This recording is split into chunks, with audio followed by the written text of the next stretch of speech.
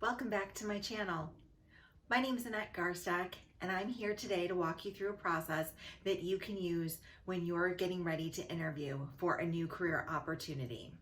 I'm going to break down how you can apply the STAR method to any behavioral interview question. If you're new here, I'm super excited you joined me.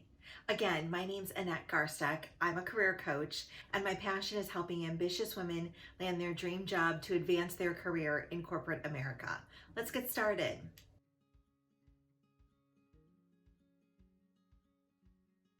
Are you ready to talk about the behavioral interview?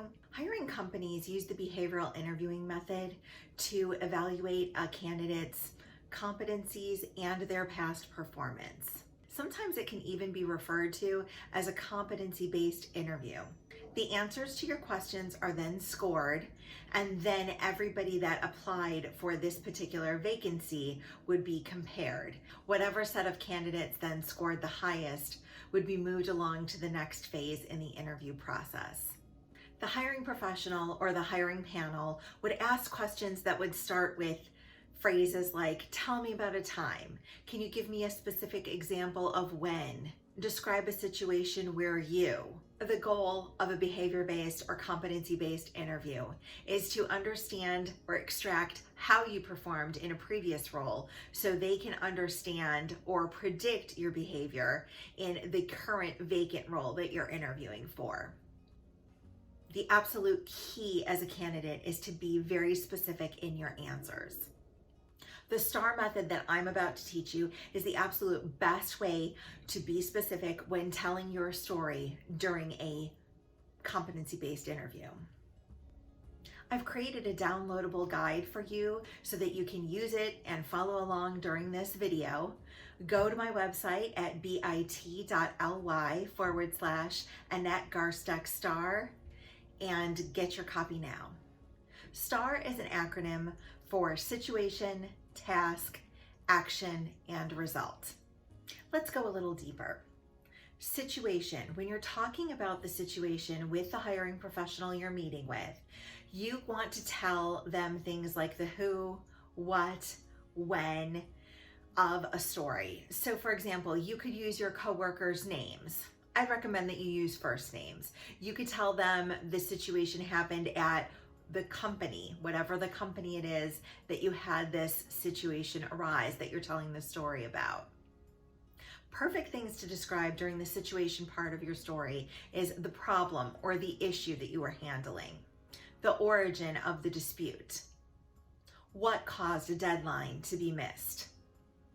I'd also recommend that you keep your stories to jobs that are currently listed on your resume. You don't want to go so far back that you're talking about something that doesn't represent the last 10 to 15 years of your career.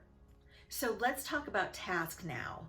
For the task part of your STAR story, you want to include things like, what was the project? What was the assignment that you were dealing with? The task at hand, the task you're describing in your story. The next part of your STAR story is A for action. This is the really juicy part of your STAR story. What actions did you take to solve the problem or the issue you identified in the situation part of your story? Describe all the steps that you took to alleviate the problem. Did you have to revise a timeline? Did you have to get approval from higher ups? Did you have to spend more money? Were you able to save money? What were those steps, those action steps that you took to solve this problem? Did you have to find or invest in software to help solve the problem? Did you have to conduct or schedule training sessions to resolve the problem? And then lastly, the R part of your STAR story is result. This is where you want to share the outcome of the story that you've been telling. How did it all end? Did you meet your goal? Or better yet, did you exceed your goal? Did you save money? Did you go over budget? Was the customer satisfied? Did the relationship improve with your coworker, your manager, your direct reports? Are you ready to pull it all together? All right, so let's assume that you're in an interview right now.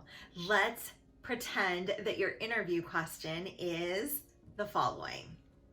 Provide an example of a time you worked on a project and it wasn't completed on time. When I started working at home full time due to the global pandemic in the spring of 2020, I was part of a team that was working on an upgrade to my company's website. Due to the work at home transition, the project sponsors were pretty convinced that our deliverables were going to be significantly delayed. Because of the work already done by the project team, I knew that we weren't going to have a significant delay. I took on the role of evaluating what still needed to be completed and calculating a new timeline. I interviewed the project participants, documented the progress made on their tasks, identified the assigned work, identified the outstanding work, and secured their revised commitment timelines. I then revised the timeline documents with this updated information. I reviewed the new timeline with all project participants to get their buy-in for this new deadline date. I then presented the new timeline to all stakeholders. The project sponsors and stakeholders accepted my new timeline, which only showed a delay of 3 weeks. The project team met this revised timeline. The internal clients were delighted. I'd love to share the URL with you so you can see the new design. What do you think? Tell me in the comments if you think you can use this method on your next job interview. If you're concerned about being unprepared for your next interview, don't be. I would love to help you brush up on your skills so you're ready to shine. Find 20 minutes in your schedule and then go to bit.ly/Annette Garsteck schedule and find that same time on my schedule and let's talk. I'd love to hear from you. Answering an interview question using the S.T.A.R technique is nothing more than putting structure to the answer that you're telling to the interview question. Part of this storytelling approach is to get the person interviewing you to imagine you doing this same type of work that they're asking the question about in their organization. Women, this tip is for you. A recent Harvard Business Review study found that men overrate their performance 33% more than equally performing women. Make sure that you are the star in your S.T.A.R story. Talk about all the awesome things that you've accomplished. The best way to prepare for a behavioral or competency-based interview is go back to the job posting that you're applying for or that you're interviewing for. I'm going to direct you back to a previous video, I'll link it right here for you, where I show you how to go to a job posting and pull out all those competencies and those keywords.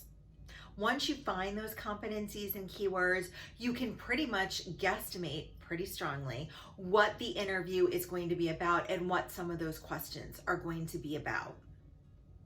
I recommend that you jot those questions down and that you practice writing up some answers for those. I'd have like 3 or 4 of those ready to go. What you need to do then is look at those questions, have those stories ready in your back pocket. You could be reviewing them the days leading up to the interview. And then right before you go into that interview or right before you sit down for that video conference interview, you'll have those stories refreshed in your memory.